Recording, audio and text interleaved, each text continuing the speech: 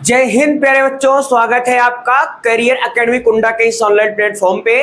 तो हमने पिछले लेक्चर में ये देखा कि जो हमारे पास ग्राफ होता है, ग्राफ में हम लोग जो राशियां होती हैं उनको किस एक्सिस में रखते हैं, क्यों रखते हैं। मतलब कि हमने वहां पे आपको बता रखा है कि दो एक्सिस होती है, जिसमें एक एक्स एक्सिस होता है, एक वाई एक्सिस होता है। एक्स अक्ष होता है, एक्स अक्ष में हम लोग हमेशा इंडिपेंडेंट क्वांटिटी को रखते हैं, जिसको हम लोग स्वतंत्र राशियां बोलते हैं। और जो हमारे पास वाई एक्सिस होता है उसमें हम लोग हमेशा निर्भर वैर करने वाली मतलब कि डिपेंडेंट क्वांटिटी को रखते हैं। उसके बाद हमने वहां पे आपको ये भी बताया था कि वहां पे एक वर्ड होता है, इसको हम लोग बोलते हैं स्लोप। स्लोप का मतलब ढाल होता है, और ढाल के बारे में m बराबर टेन थीटा क्या होता है, टेंजेंट क्या होता है, स्पर्श रेखा क्या होती है, दिशा क्या होती है, क्यों इनको हम निकालते हैं, कैसे इसका मान निकाला जाता है, इसके बारे में पढ़ा था। और साथ में ये भी बताया था कि जो टेन थीटा की वैल्यू होती है 0 से लेके 90 और 90 से लेके 180, मतलब 0 to 90 और 90 to 180, उसकी वैल्यू होती है, उसकी वैल्यू कैसे इंक्रीज और कैसे डिक्रीज होती है, ये हमने आपको वहां बताया था। और वैल्यू को याद करने के लिए मैंने आपको मिरर का एक कंसेप्ट बताया था कि जो हमारे पास 90 डिग्री पे मान होता है, इनफाइनाइट होता है, वहां पर जब हम एक मिरर का यूज करते हैं तो सारी वैल्यू ना वापस बन जाती है, बट सबके साथ में साइन माइनस का आ जाता है। तो हमने कल की लेक्चर में, पिछले लेक्चर में हमने इन सब चीजों को देखा। तो आज है हमारे पास प्रॉपर, अब हमने ग्राफ शुरू कर दिया है। इस सीरीज में सभी टॉपिक्स आपको ग्राफ पे मिलने वाले हैं। आपके फिजिक्स में, आप चाहे 9th क्लास में हो, 10th क्लास में हो, 11th क्लास में हो या 12th क्लास में हो, किसी भी क्लास में होंगे, ये वीडियो आप सभी बच्चों के लिए बहुत हेल्पफुल होने वाला है। चलिए तो शुरू करते हैं। देखिए, सबसे पहले ग्राफ में हमें क्या देखना, हमें अब देखना है straight line. Straight line graph, straight line graph, इसको हिंदी में बोलते हैं सरल रेखीय ग्राफ। सरल रेखीय ग्राफ की एक सरल रेखा का ग्राफ कैसे होता है, कैसे दो राशियां एक दूसरे पे डिपेंड करती हैं, उनके बीच में ग्राफ कैसे प्लॉट करते हैं, तो उसके बारे में पढ़ना है। तो यहां पे हमने क्या लिखा, स्ट्रेट लाइन। तो स्ट्रेट का मतलब क्या होता है, एक सीध में, एक सीधा सरल, तो इसीलिए इसकी हिंदी क्या हो जाती है, सरल रेखीय ग्राफ। तो यहाँ पे जो ग्राफ हम लोग बनाने वाले हैं वो कैसा होने वाला है, सरल रेखीय होने वाला है। अगर आप लोग थोड़ा सा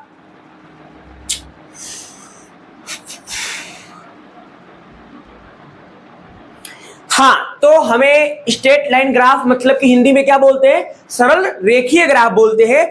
और आप लोग अगर 9th में होंगे तो 9th में तो हमारे पास तो प्रॉपर ग्राफ दिया है, बट हाई स्कूल में हमारे पास मैथ में भी ग्राफ है, और ग्राफ में वहां पे स्ट्रेट लाइन ग्राफ भी है। तो उसके लिए भी आपसे वहां आपको थोड़ा वहां पे हेल्प मिल सकती है। अगर आपको याद होगा तो y बराबर क्या होता है, mx प्लस सी। ये हमारे पास स्ट्रेट लाइन मतलब कि सरल रेखा का समीकरण है। ये क्या है, जनरल इक्वेशन है। जनरल इक्वेशन है, किसकी इक्वेशन है, स्ट्रेट लाइन की। तो हमारे पास जो स्ट्रेट लाइन होता है उसका जो समीकरण होता है वो क्या होता है भैया, y बराबर mx प्लस सी। अब यहाँ पे जो y है वो क्या बता रहा है, y एक्सिस को बता रहा है, y अक्ष के बारे में बता रहा है। और जो यहाँ पे x है वो x एक्सिस को बता रहा है, x अक्ष के बारे में बता रहा है। बट यहाँ पे जो m है और जो c है, इसका क्या मतलब होता है, हम इसको देखते हैं। तो जो यहाँ पे m लिखा हुआ है, ये m, इस m का मतलब होता है स्लोप। इंग्लिश में इसको क्या बोलते हैं, स्लोप बोलते हैं। हिंदी में क्या बोलते हैं, ढाल बोलते हैं। और जब हमें कहीं पर m का मान निकालना होगा, स्लोप का मान निकालना होगा, ढाल का मान निकालना होगा, तो देखिए हम कितनी चीजों को निकाल देंगे तो उससे m का मान निकाल आएगा। सबसे पहले अगर हमें m का मान फाइंड आउट करना है, m का मान निकालना है, तो आप यहां पे सिंपल सा tan थीटा निकाल सकते हैं। क्यों, क्योंकि जो tan थीटा होता है उसको हिंदी में क्या बोलते हैं, स्पर्श रेखा बोलते हैं, और वो क्या बताता है, दिशा बताता है। और उसके बाद ये क्या, और tan थीटा निकाल देंगे, और इसके लिए क्या खींचते हैं, स्पर्श रेखा। इसीलिए जो tan थीटा का हिंदी होती है वो स्पर्शज्या होती है, स्पर्शज्या होती है, तो स्पर्श रेखा होती है। तो कहने का मतलब कि हमें कहीं पर भी अगर m का मान निकालना है तो हम स्लोप का मान निकाल देंगे, या m को यहाँ पे स्लोप बोलते हैं, स्लोप का मतलब ढाल होता है और ढाल का मतलब tan थीटा होगा। तो कहीं पर अगर हमें m का मान पूछा है और वहां पे हम क्या निकाल दे, tan थीटा निकाल देंगे, तो इसका मतलब वो क्या कहलाएगी, उसकी ढाल कहलाएगी। तो ये चीज समझ में आ गई। और इसी में हम एंगल भी निकाल दें, एंगल का मतलब कोण, मतलब कि थीटा, एंगल का मान भी आप निकाल देंगे तो भी वो क्या कहलाएगा, ढाल कहलाएगा। यहां पे जो मैंने ढाल लिखा हुआ है, जो मैंने स्लोप लिखा हुआ है, इसको जरा हम लोग समझते हैं। देखो, जैसे कि आप लोग देखते होंगे जनरली हमारे घर पे जो छत होती है, कमरे में जो फर्श होती है, या जो बाथरूम की फर्श होती है, तो इन सब की क्या होती है, कुछ ना कुछ ढाल होती है। अगर इन सब की ढाल ना हो तो जो हमारे पास वैसे की छत है, तो जो बारिश का पानी होता है वो देखिए पाइप के थ्रू बाहर चला जाता है। क्यों चला जाता है, क्योंकि छत की ढलान होती है। जैसे बाथरूम होता है तो बाथरूम में भी जो पानी होता है वो एक किनारे पे लगा जो होता है, जो सिंक टाइप का बना होता है, इसमें पानी जाता है, उसके थ्रू बाहर निकल जाता है। जो हमारे कमरे की फर्श होती है, जब हम लोग कमरे को धुलते हैं तो एक तरफ पानी बहना शुरू हो जाता है, जिस तरफ उसका मान ढलान होती है, तो वही क्या है, ढाल है। तो जो वो ढाल है वही ढाल है, ये कोई अलग ढाल नहीं है। तो यही होता है। तो ढाल क्या होता है, m होता है, और उसको क्या बोलते हैं, tan थीटा बोलते हैं। अब देखिए ध्यान से, देखो जैसे मान लीजिए हमारे पास यहाँ पे ये क्या है, एक रेखा है, या क्या एक सतह है हमारे पास, और इस सतह के ऊपर, इस सरफेस के ऊपर हमने क्या रखा है, एक बॉल रख दिया। अब आप अपने खुद विवेक से, अपने खुद माइंड से आप बताइए कि जब ऐसी सतह पे हम किसी बॉल को रखेंगे, एकदम प्लेन सतह है, ये सतह ना तो कहीं पर ऊपर है ना तो कहीं पे नीचे, बिल्कुल प्लेन है, तो क्या यह जो बॉल है क्या वो गति करेगा, नहीं करेगा। तो इसका मतलब v का मान क्या हो जाएगा, 0 हो जाएगा। अगर v का मान 0 हो जाएगा तो आप यहाँ पे देखोगे, यहाँ पे m का मान भी क्या है, 0 है। इसका मतलब कि tan थीटा का मान भी क्या आएगा, 0 आएगा। मतलब थीटा का मान भी कितने डिग्री आएगा, 0 डिग्री आएगा। ठीक है, बट मान लीजिए हमारे पास जो सतह है वो इस सतह से किसी कोण पे है, हमने क्या मान लिया, थीटा कोण पे है। अब की बार मैं क्या कर रहा हूं, अब की बार फिर से मैं यहां पर एक बॉल को रख रहा हूं, वही बॉल, और जब अब की बार मैं इस बॉल को रखूंगा तो आप सब बच्चों को पता है कि यह बॉल इस दिशा में गतिमान हो जाएगी, कुछ ना कुछ वेलोसिटी उसमें आ जाएगी, और यहाँ पे जो वेलोसिटी आएगी वो क्या हो जाएगी, v1। अच्छा, यहाँ पे एंगल के अगर मैं इसको θ1 बोल दूं तो यहाँ पे जो एंगल बनेगा वो क्या बन जाएगा, θ1। तो यहाँ पे m बराबर क्या हो जाएगा, tan थीटा, और यहाँ पे m बराबर क्या हो जाएगा, θ1। अगर हम यहाँ पे थीटा की बात करेंगे तो थीटा का मान कितना आएगा, θ1 आएगा। मतलब एंगल कितना बना हुआ, θ1 बना हुआ है। अच्छा, अगर मैं और इसको, जो हमारा ये सरफेस है, इसको मैं और ऊपर ले जाता हूं तो ये सरफेस कुछ इस प्रकार का हो जाएगा, और यहां पर जब हम बॉल को रखेंगे तो बॉल फिर गति करना स्टार्ट कर देगा। बट अब की बार बॉल इस वाली वेलोसिटी से ज्यादा तेजी से गति करेगा। क्यों, क्योंकि इसमें बिल्कुल सिंपल सी बात है, जितना ज्यादा ऊपर सरफेस होगी, जितना तिरछा होगा, गति उतनी ज्यादा होगी। तो यहाँ पर जो मोशन आएगा, यहाँ पे जो उसकी वेलोसिटी होगी वो कितनी हो जाएगी, v2। तो हमने ऐसा मान लिया कि जो हमारी ये सतह है, इस सतह से इस सरफेस, इसके अंदर जो कोण बना हुआ है वो कितना है, θ2 है। तो यहाँ पे m बराबर क्या हो जाएगा, tan θ2, यहाँ पे tan θ1। तो कुल मिला के थीटा बराबर क्या हो जाएगा, θ2 हो जाएगा। ये बात आप समझे होंगे। अब अगर मैं इन तीनों पॉइंटों का यहाँ पे निष्कर्ष निकालूं, यहाँ पे कंक्लूजन निकालूं, तो क्या निकल के आता है हमारे पास कि सबसे पहले जो हमारे पास θ2 है और जो θ1 है, इसमें से बड़ा कौन है, θ1 बड़ा है। देखिए ये एंगल यहाँ से यहाँ तक, ये एंगल यहाँ से यहाँ तक, तो θ2 क्या है हमारे पास, बड़ा है, और θ1 क्या है, छोटा है। यहां पर जो बॉल है उसकी वेलोसिटी कितनी है, v1। वेलोसिटी मतलब वेग, वेलोसिटी मतलब वेग। तो इसकी वेलोसिटी कितनी है, v1, और यहाँ पे वेलोसिटी कितनी है, v2। तो इसका मतलब जो v2 है और जो v1 है उसमें से v2 क्या है, बड़ा है। क्यों बड़ा है, क्योंकि उसका एंगल का मान ज्यादा है। इन सब चीजों को हो सकता है अभी आपके माइंड में थोड़ा आ रहा हो कि ये तो प्रॉपर मैथ चल रहा है यहाँ पे, बट जब अभी आप अपने काइनेमेटिक्स में मोशन चैप्टर पढ़ेंगे, मोशन इन 1D या motion in a straight line, तो ये वहीं पर उन सब जगहों पे हमको एक्सीलरेशन का मान निकालना पड़ेगा, वेलोसिटी का मान निकालना पड़ेगा और ये बताना पड़ेगा कि उसकी वेलोसिटी पॉजिटिव है कि नेगेटिव है, उसका एक्सीलरेशन पॉजिटिव है कि नेगेटिव है। तो वहां पर हमको स्लोप सब बताएगा। स्ट्रेट लाइन पे जो हम स्लोप खींचेंगे, वहां पे जो ढाल बनाएंगे, जो स्पर्श रेखा खींचेंगे, वो हमको वहां पे बताएगा कि वहां पर उसका मान पॉजिटिव आएगा कि निगेटिव आएगा। तो इन सभी चीजों को आप अपने राइट डाउन कर लीजिएगा कॉपी में। तो ये सारी चीजें होती हैं। अब हम क्या करते हैं, जो हमारा tan थीटा होता है ना, इसके बराबर एक फॉर्मूला और होता है यहाँ पे जो tan थीटा है। तो मैं क्या लिख सकता हूं कि tan थीटा बराबर, नोट करके आप इसे राइट डाउन कर सकते हैं अपनी बुक में, अलग से इंपॉर्टेंट है थोड़ा से। तो tan थीटा बराबर क्या होता है, y2 minus y1 upon x2 minus x1। कल के लेक्चर में भी मैंने इसके बारे में थोड़ा सा बताया था, बट आज मैं आपको यहाँ पे ये बताऊंगा कि tan theta equal to y2 minus y1 upon x2 minus x1 कैसे आता है, तो इसके बारे में डिस्कस करेंगे। चलिए, इसके लिए मैं यहाँ पे ग्राफ को प्लॉट करके, बहुत आसान सा, बिल्कुल आसान सा है, तो इसके बारे में बताता हूँ। यहाँ पे ये हमारे पास दूसरा टर्म लग गया।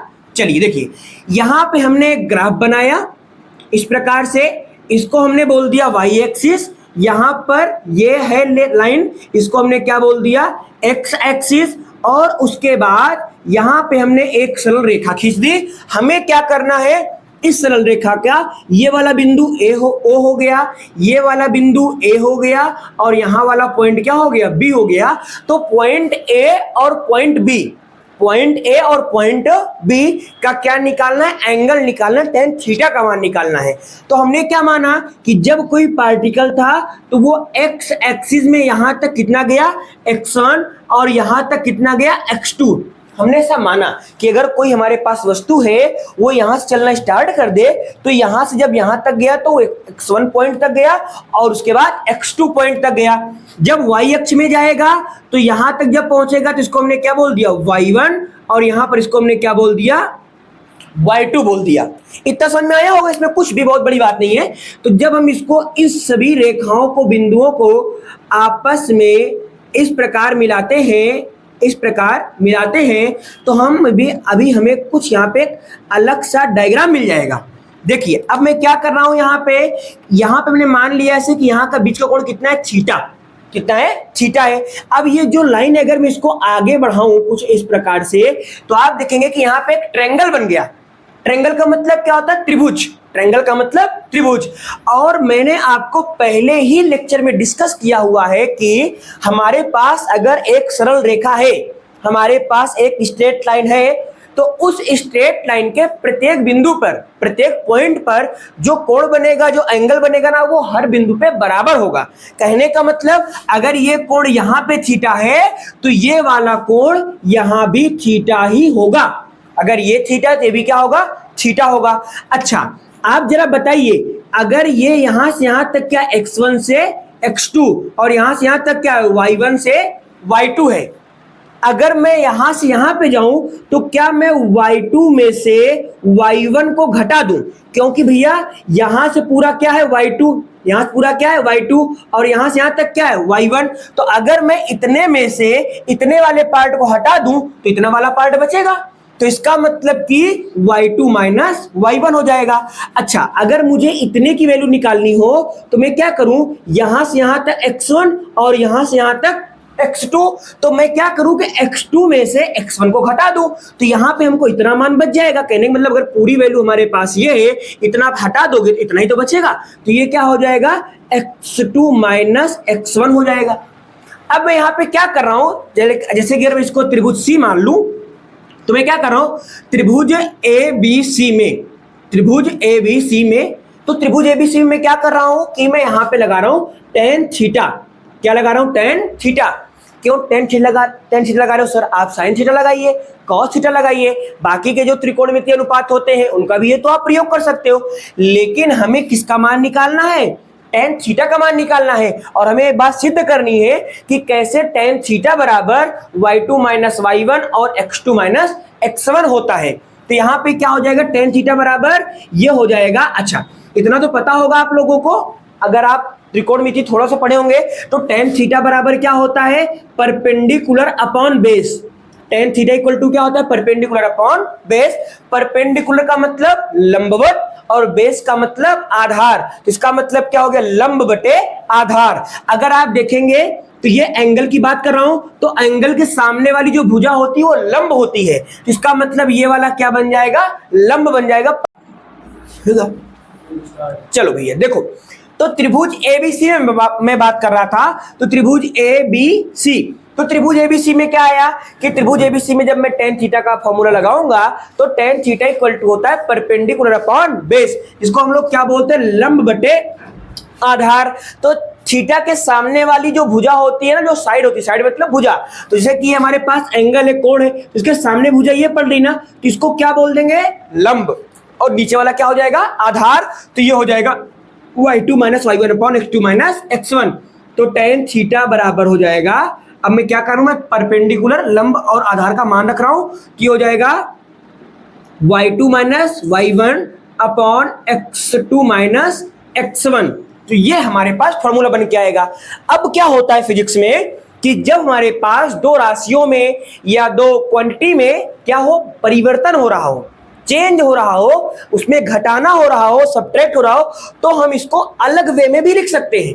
कैसे लिख सकते हैं, देखिएगा, सबसे पहले तो tan थीटा ही रहेगा बराबर, ये क्या हो जाएगा, y2 माइनस y1 को हम लिख सकते हैं, ये अच्छा बदल किस में रहा है, y में, किस बदल रहा है, y में, इसको हम लिख देंगे डेल्टा y, और ये किस बदल रहा है, x में, तो डेल्टा x। तो इसका मतलब कि change in y and change in x, delta मतलब परिवर्तन, चेंज, तो यहाँ पे delta y upon delta x हो गया।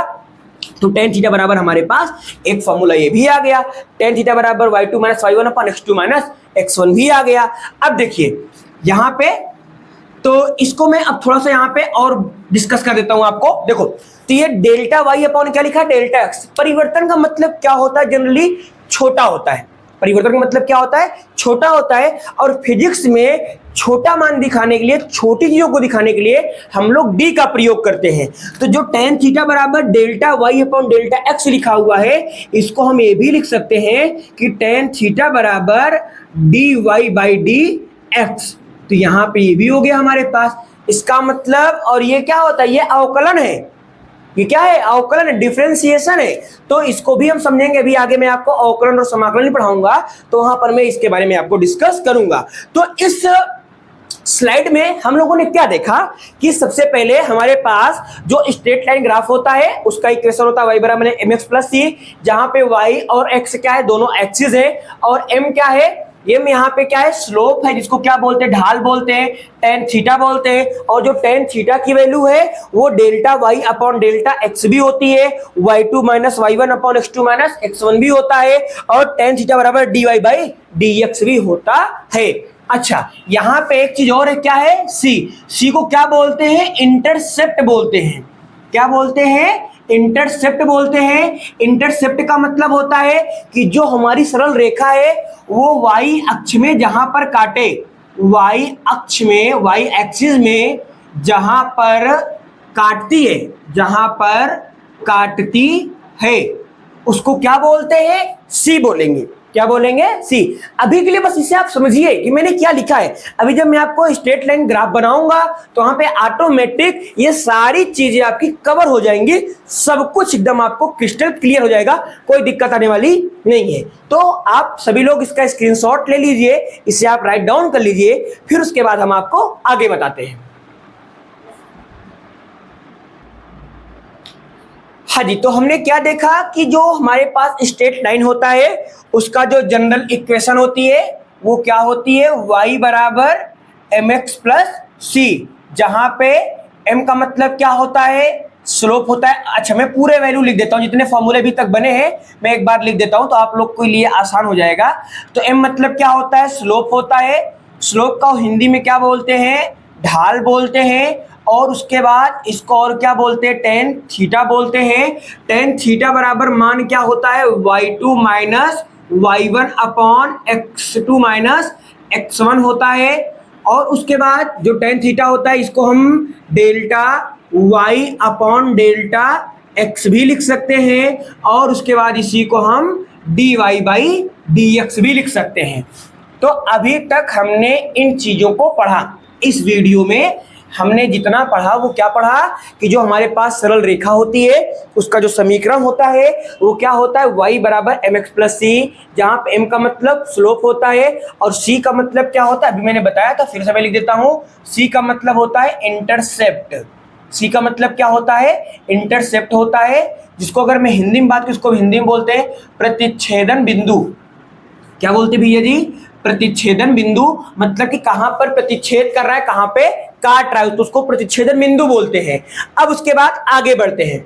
अब आगे हम इसमें क्या देखने वाले हैं कि जो हमारे पास स्लोप होता है, जो हमारे पास ढाल होती है, उसका मान मिनिमम कब होता है, उसका मान मैक्सिमम कब होता है, उसका मान निगेटिव कब होता है और उसका मान पॉजिटिव कब होता है।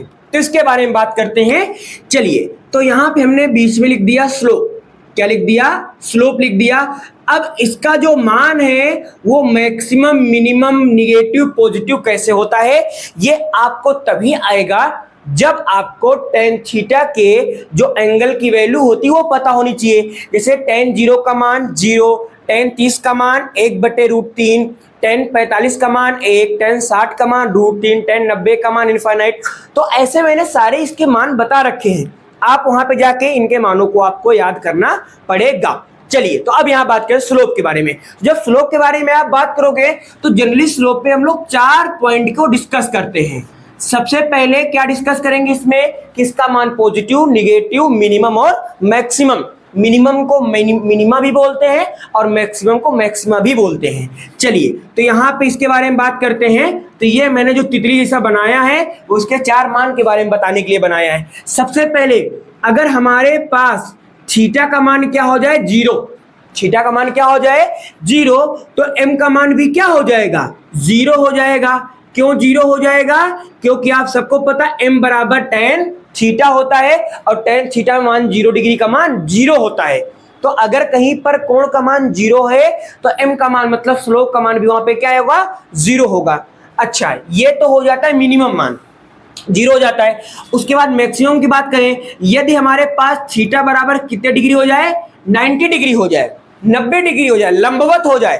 90 डिग्री मतलब लंबवत, लंबवत मतलब परपेंडिकुलर। और जहां पर दो चीजें परपेंडिकुलर होती हैं वहां पर हमेशा जो शेप बनेगी, जो आकृति बनेगी या जो आकार होगा वो कैसा होगा, एल आकार का होगा। कैसा होगा, एल होगा। इसीलिए जहां पे लंबवत होता है वहां पे हम एल बनाते हैं, इसका मतलब 90 डिग्री होता है। तो थीटा मतलब क्या हो गया, 90 डिग्री हो गया। और यहाँ पे जो हमारे पास m की वैल्यू आएगी वो क्या आएगी, इनफाइनाइट आएगी।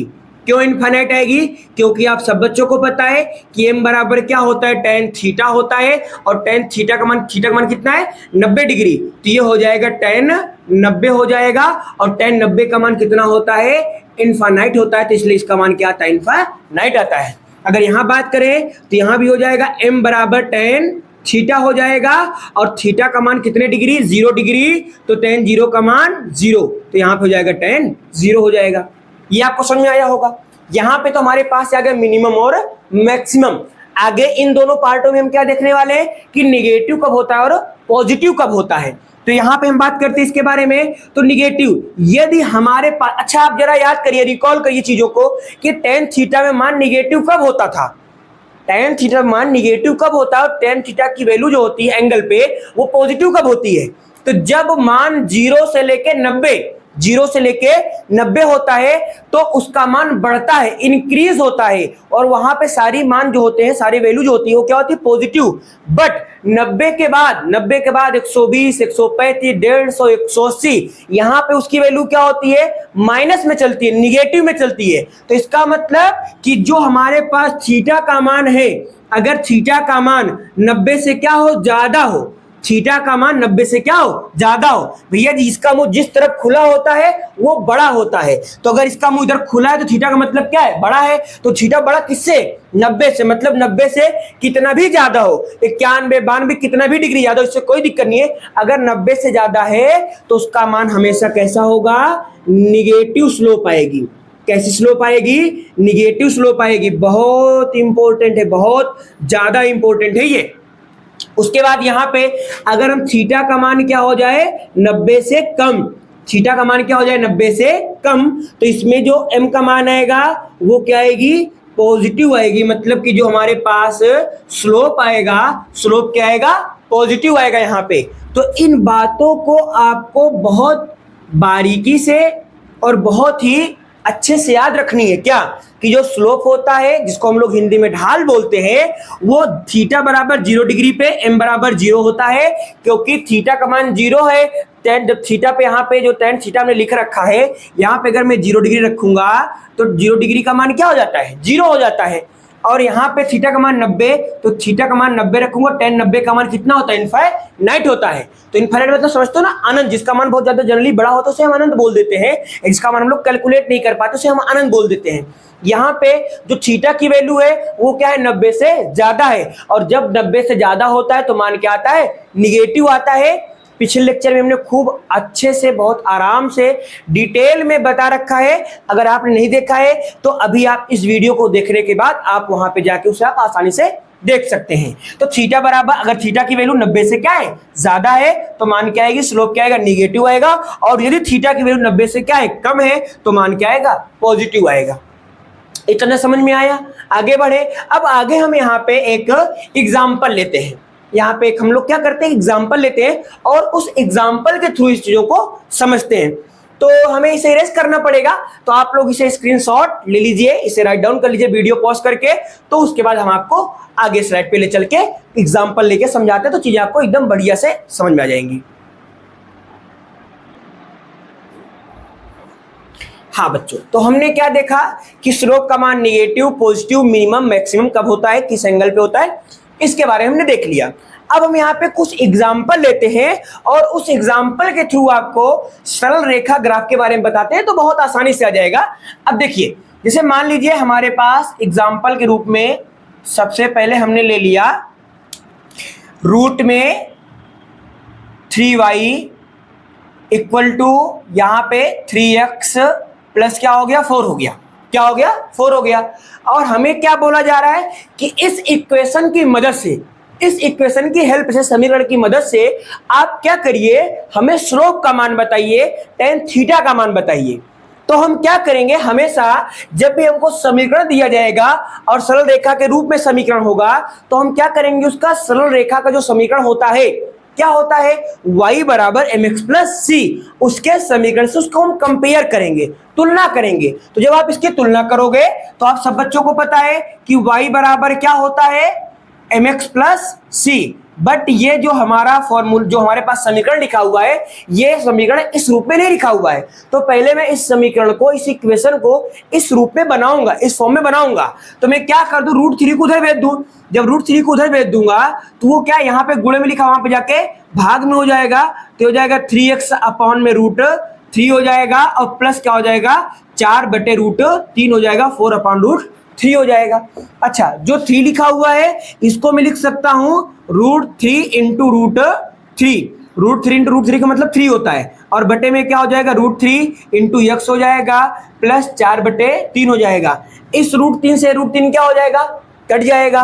तो उसके बाद हमारे पास वैल्यू क्या आ जाएगी, y बराबर, भैया ये तो कट गया, बचा क्या, यहाँ पे बच जाएगा √3x प्लस 4/3। हमें क्या करना है, यहाँ पे इस समीकरण के द्वारा जो हमको इक्वेशन दिया गया है, यहाँ पे हमें बोल रहा है कि m का मान क्या होगा और c का मान क्या होगा, इन दोनों मानों को निकालना है। अब हमारे पास समीकरण बन गया। इस समीकरण की तुलना हम y बराबर mx प्लस सी, y बराबर mx प्लस सी से क्या कर देंगे, तुलना कर देंगे। क्या कर देंगे, तुलना कर देंगे, कंपेयर कर देंगे। जब आप इसका कंपेयर करोगे तो कंपेयर करने में क्या होता है कि जो चीजें जहां पे लिखी होती है उसका मान हो जाता है। अगर आप यहाँ पे देखोगे तो x के सामने m लिखा है, बट यहाँ पे x के सामने क्या लिखा है, √3 लिखा है। तो इसका मतलब कि यहाँ पे जो m का मान है वो क्या हो जाएगा, √3 हो जाएगा।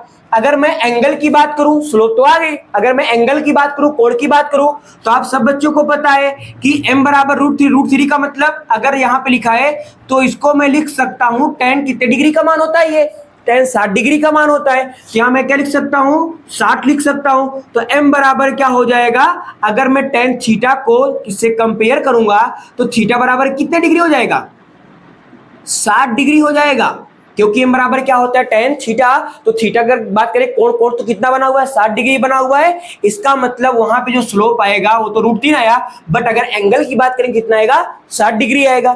उसके बाद बोल रहा है c का मान भी निकालो। तो c देखिए यहाँ पे c लिखा है, c की जगह पे यहाँ पे क्या लिखा है, 4 बटे यहाँ पे √3 रहेगा, 4 बटे √3 है।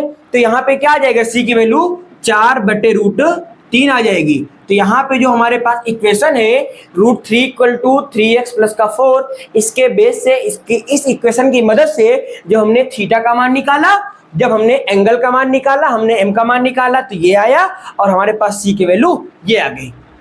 आई होप इतना समझे होंगे आप लोग। अब हम यहाँ पे क्या करेंगे, अब जनरली आप कोई भी आपके पास इक्वेशन आएगा तो आप उसे निकाल देंगे बहुत आसानी से। अब हम क्या करते हैं यहाँ पे, अब हम यहाँ पे आपको कुछ स्ट्रेट लाइन बनाते हैं, कुछ सरल रेखाएं बनाते हैं और उनके बारे में समझाते हैं। चलिए, तो यहां पे हमने क्या किया कि ये हो गया हमारे पास एक्सिस, 2 एक्सिस होते हैं x और y। हमने यहां पे क्या कर दिया, इस प्रकार से 3 लाइनें खींच दी, 3 रेखाएं खींच दी। और मैं क्या कह रहा हूं कि जो रेखाएं हैं, इस रेखा का नाम है 1, इस रेखा का नाम है 2 और इस रेखा का नाम है 3। हमें आप क्या करिए, इन तीनों रेखाओं को क्या निकालिए, हमें आप समीकरण बताइए, इक्वेशन बताइए। ठीक है, चलिए देखते हैं। तो सबसे पहले जब हमको कोई सरल रेखा मिलेगी तो हमें उसमें सिर्फ 2 ही चीजों को ध्यान देना है, क्या, एक m और एक c। अब m का मतलब, तो m क्या होगा, पॉजिटिव होगा या तो निगेटिव होगा। यहां पे भी हमने वैल्यू नहीं दे रखी है, बट फिर भी हम उसको पहचान सकते हैं। क्यों, क्योंकि जो हमारा x एक्सिस होता है वो +x के साथ में कितना एंगल पे है, हमें ये देखना है। अगर आप देखोगे तो यहाँ पे एंगल बना हुआ है और जो एंगल का मान है वो क्या है, 90 से कम है। अच्छा, यहाँ पर अगर आप देखोगे तो यहाँ भी जो एंगल का मान है वो क्या है, 90 से कम है। और उसके बाद अगर यहाँ पे भी देखोगे आप तो यहाँ भी जो एंगल का मान है वो क्या है, 90 से कम है। अच्छा, जब हमारे पास एंगल का मान 90 से कम होता है तो वहां पे कौन सा कोण बनता है, एक्यूट एंगल बनता है। क्या बनता है, एक्यूट एंगल बनता है। इसका मतलब कि एक्यूट एंगल को इंग्लिश में क्या बोलते हैं, इसको क्या बोलेंगे, एक्यूट एंगल बोलेंगे। एक्यूट एंगल को मतलब हिंदी में क्या बोलते हैं, आप लोग को पता होगा, न्यून कोण बोलते हैं। क्या बोलते हैं, न्यून कोण बोलते हैं। बहुत छोटी क्लासेस की बात है ये सब, इनको क्या बोलते हैं, न्यून कोण बोलते हैं। न्यून कोण क्या होता है, एक्यूट एंगल क्या होता है, जब हमारे कोण का मान 0 डिग्री से ज्यादा हो और 90 डिग्री से कम हो, 0 डिग्री से ज्यादा हो और 90 डिग्री से कम हो, तो इस प्रकार के कोण को क्या बोलते हैं, एक्यूट एंगल बोलते हैं, न्यून कोण बोलते हैं।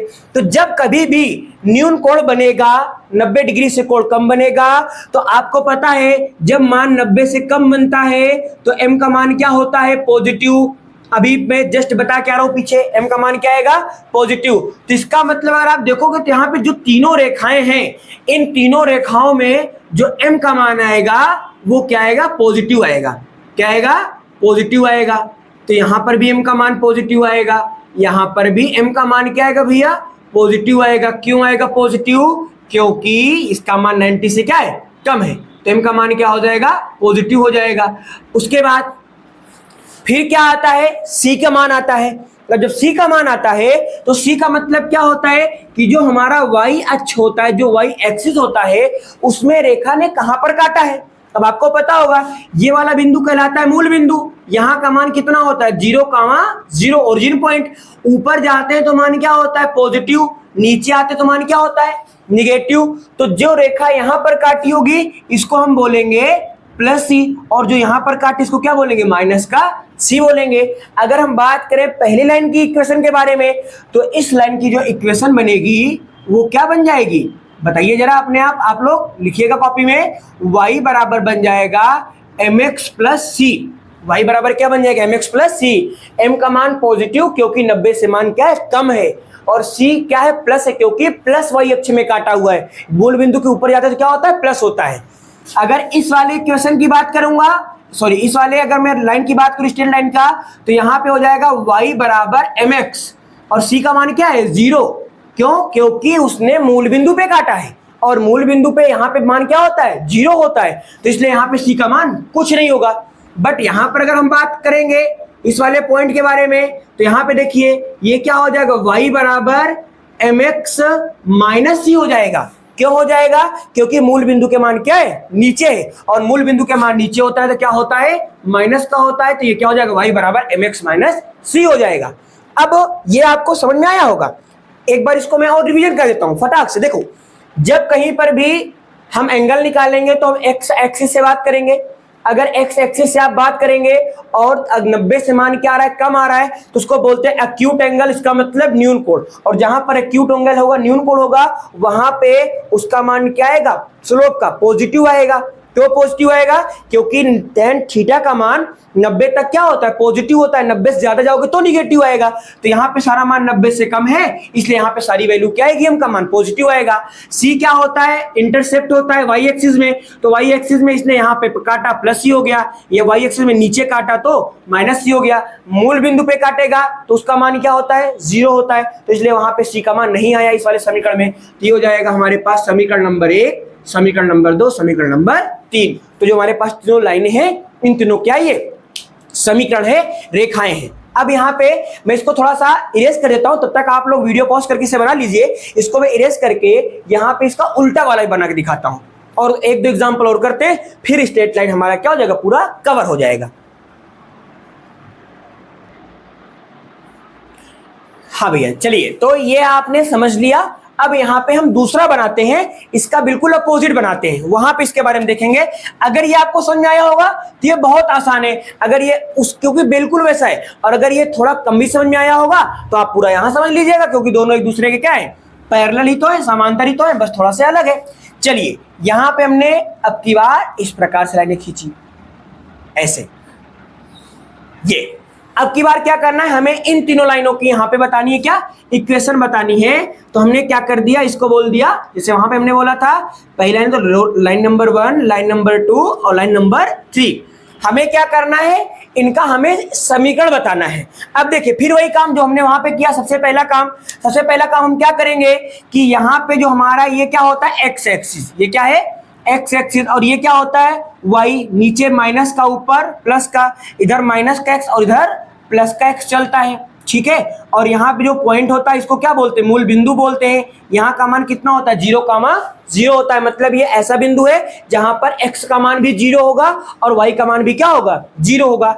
अब देखिए, अगर मैं यहाँ पे सबसे पहला हमारा काम किसका मान निकालना होगा, m का मान निकालना होगा, उसके बाद किसका मान निकालना होगा, c का मान निकालना होगा।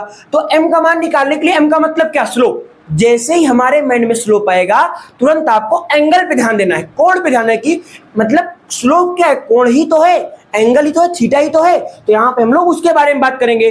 अगर हम यहाँ पे जाएं तो ये एक्स एक्सिस है, अगर यहाँ पे आप देखोगे तो यहाँ पे जो एंगल बना है ना, वो 90 से की बार क्या है, ज्यादा है। अगर मैं यहाँ पर इसके बारे में बात करूं यहाँ पे, तो आप यहाँ भी देखो, जो थीटा का मान है वो क्या है, 90 डिग्री से ज्यादा है। अगर मैं बात यहाँ पर करूं तो यहाँ भी आप देख सकते हो, यहाँ पे थीटा का मान क्या है, 90 डिग्री से ज्यादा है। और अगर आप कहीं और बिंदु बनाना चाहते हैं तो भी आप ऐसे करके इसको बना सकते हैं, इस प्रकार से। ये देखिए, आप चाहे जहां पर बनाएंगे, मान आपको हर बिंदु पे बराबर ही मिलेगा। तो यहाँ का मान भी कितना हो जाएगा, थीटा का मान 90 से ज्यादा, थीटा का मान 90 से ज्यादा, और यहाँ पर भी थीटा का मान 90 से ज्यादा। वहां पर भी आप ऐसे कर सकते थे। यहाँ पे जो बना हुआ है, यहाँ पे आप ऐसे बनाइए, ये हमारा क्या हो जाएगा, एक्स एक्सिस हो जाएगा। तो ये मान क्या हो जाएगा, थीटा का मान 90 से कम। यहाँ पे आप बना सकते हो, थीटा का मान 90 से कम हो जाएगा, ये 90 से कम। यहाँ पर भी थीटा का मान 90 से कम हो जाएगा। तो और वैसे भी आपको पता होना चाहिए कि जो हमारी सरल रेखा होती है, इसके एक बिंदु पे जितना कोण बनता है ना, उसके प्रत्येक बिंदु पे उतना ही कोण बनता है। अगर यहाँ पे थीटा का मान 90 ज्यादा है तो हर बिंदु पे थीटा का मान 90 ज्यादा सेम ही सेम आएगा। अब यहाँ पे देखिए, इधर जब काटे इसको क्या बोलते हैं, प्लस का सी बोलता हूँ, और इधर जब काटे इसको क्या बोलते हैं, माइनस का सी बोलते हैं। अगर मैं इस समीकरण की बात करूंगा, इस रेखा की बात करूंगा समीकरण के, तो यहाँ पे इसका पहली बात आप जरा हमें ये बताइए कि m का मान क्या है, 90 से ज्यादा। अगर m का मान 90 से ज्यादा थीटा, सॉरी भैया, थीटा का मान अगर 90 से ज्यादा, तो m का मान क्या हो जाएगा, निगेटिव। तो यहाँ पे m का मान क्या आएगा, निगेटिव आएगा। तो समीकरण क्या बन जाएगा, y बराबर माइनस का mx और प्लस का क्या हो जाएगा c, क्योंकि तो ऊपर ही काटा है ना, और जब ऊपर काटेगा तो प्लस का c आएगा। उसके बाद यहाँ पे जरा देखते हैं, यहाँ पर m का मान क्या है 90 से, कोण का मान क्या है 90 से ज्यादा, तो y बराबर क्या हो जाएगा माइनस का mx हो जाएगा। c का मान क्यों लिखे सर, क्योंकि c यहाँ पे क्या होता है 0 होता है, तो c यहाँ पे 0 हो जाएगा। यहाँ पर अगर हम बात करेंगे तो यहाँ पर इसका मान क्या बन जाएगा, आप लोग बताइए जरा, यहाँ पे इसका मान हो जाएगा y बराबर माइनस एक्स माइनस सी हो जाएगा, तो y बराबर माइनस का x हो जाएगा माइनस का c हो जाएगा।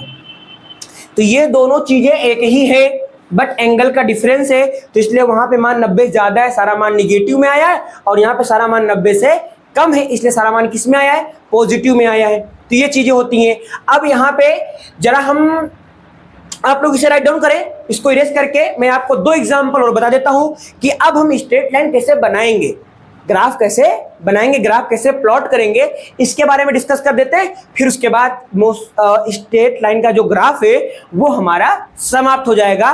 फिर हमें इनवर्स ग्राफ पढ़ना है, इसको हम लोग बोलते हैं रेक्टेंगुलर हाइपरबोला बोलते हैं, आयताकार अतिपरवलय बोलते हैं हिंदी में। इसे आप लोग राइट डाउन करिए, फिर मैं आपको दूसरा एग्जाम्पल बताता हूं।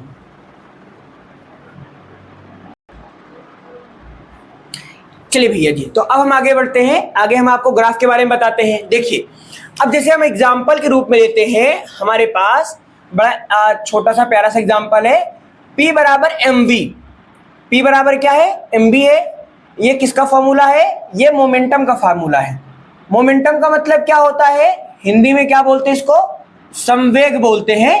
9th में भी ये टॉपिक है, हमारे पास 11th में भी टॉपिक है कि किसी वस्तु का जो संवेग होता है P, वो उस वस्तु के द्रव्यमान m और वेग के गुणनफल के क्या होता है, बराबर होता है। किसी वस्तु का द्रव्यमान m और वेग के गुणनफल को संवेग बोलते हैं, बेसिक सी बात है। हम यहाँ पे क्या करने वाले हैं, P और B के बीच में ग्राफ प्लॉट करने वाले हैं। तो अगर आप देखेंगे तो P क्या है, V के डायरेक्टली प्रोपोर्शनल है, मतलब कि P की वैल्यू बढ़ेगी तो V की वैल्यू बढ़ेगी, और V की वैल्यू बढ़ेगी तो P की वैल्यू बढ़ेगी। बट यहां पे हमें सबसे पहले क्या ध्यान देना है कि मैं किस एक्सिस में किसको रखूंगा, कि P x में जाएगा कि y में जाएगा, कि V x में जाएगा कि y में जाएगा। तो आप देखो, जो संवेग है ना वो वेलोसिटी पे निर्भर कर रहा है, जो मोमेंटम है वो वेलोसिटी पे डिपेंडेंट है। तो इंडिपेंडेंट कौन हुआ, V।